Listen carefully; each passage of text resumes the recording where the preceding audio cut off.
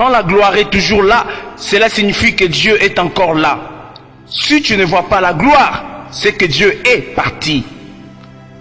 Après la victoire sur Goliath, les femmes composèrent deux chansons similaires pour deux personnes, David et Saül. L'une qui élevait et l'autre qui abaissait. Une chanson pour celui qui n'était pas qualifié, mais pourtant qui a pu écrouler les plus grands défis, Goliath. Et une chanson pour celui qui aurait dû vaincre le défi partant de sa qualité et position, mais qui n'a pas pu le faire.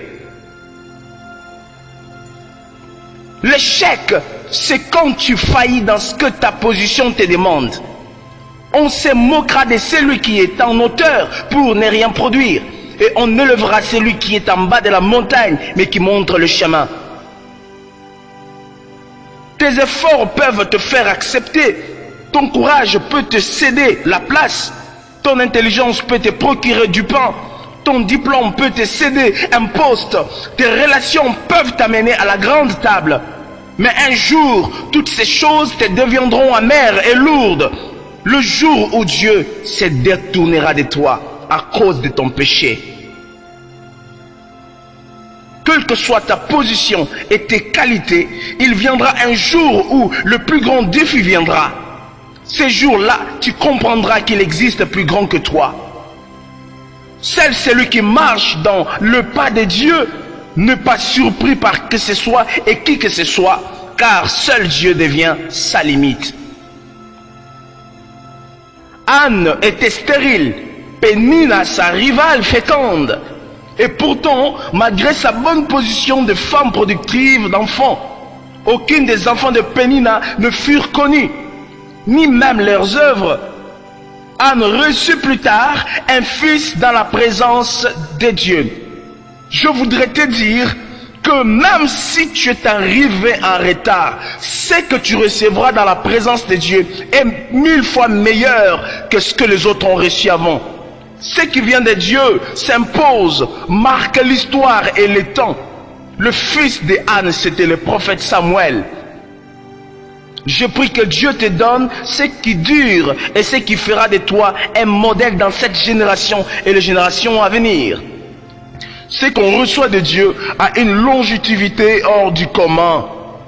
Celui qui a Dieu produit la vie, mais aussi la mort. Dieu dit, Abraham, celui qui te bénira sera béni, mais celui qui te maudira sera maudit. Dieu dit à Laban un jour, ne t'abuse pas de toucher Jacob, mon serviteur, car tu mourras à coup sûr. Garder Dieu, c'est ton seul pouvoir et assurance dans le ciel et sous le soleil. Celui qui a Dieu avec lui, c'est un danger pour quiconque veut le toucher en mal.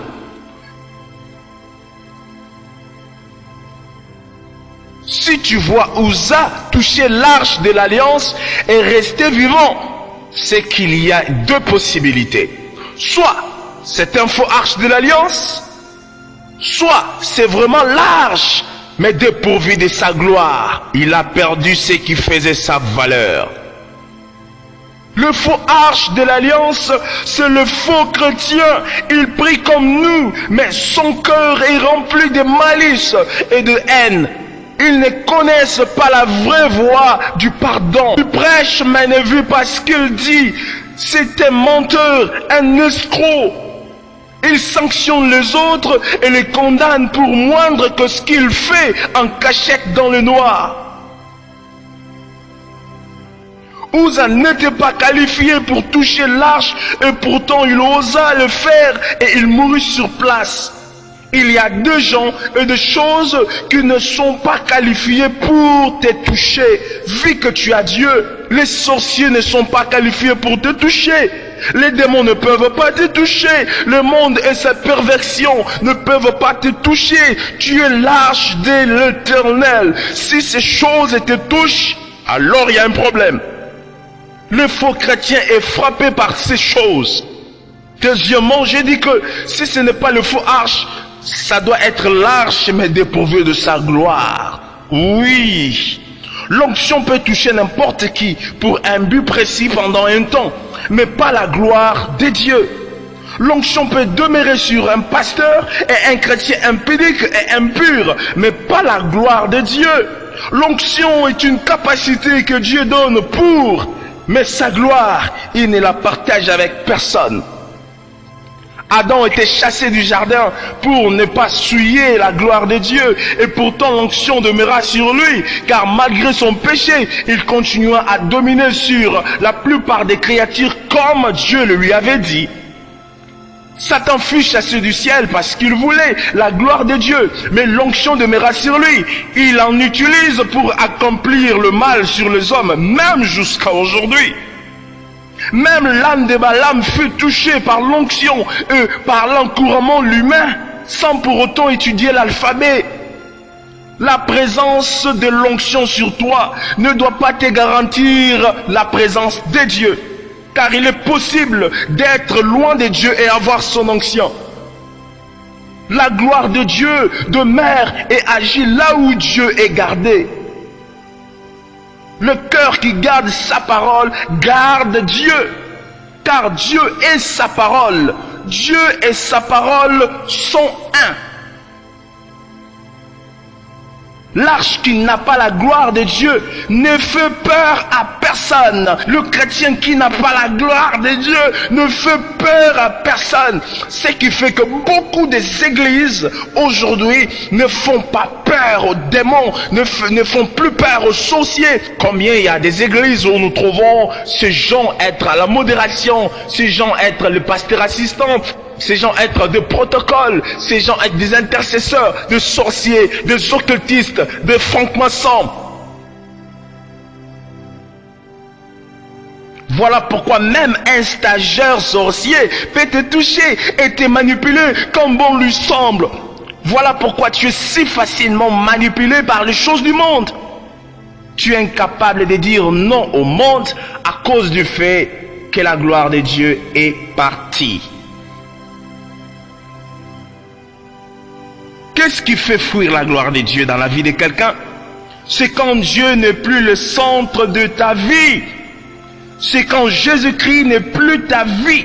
C'est quand tu fais du Saint-Esprit un locataire voisin à l'autre locataire, la vie du péché dans ton cœur. Pour que la gloire de Dieu retourne en place dans votre cœur, dans votre vie, il faut ces trois choses. Le table de la loi, la manne cachée et le bâton d'Aaron. J'explique. Notez. Les tables de la loi étaient dans l'arche de l'alliance. Dieu dit dans Jérémie 31-33 que je graverai ma loi non sur de pierre cette fois-ci, mais dans vos cœurs. Votre cœur, c'est la loi de Dieu. Vous devez écrire la loi de Dieu, la doctrine de Dieu, la doctrine de Jésus dans votre cœur.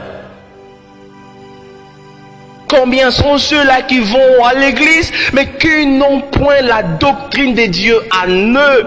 Ils vivent sur des prédications et non sur la doctrine de Dieu.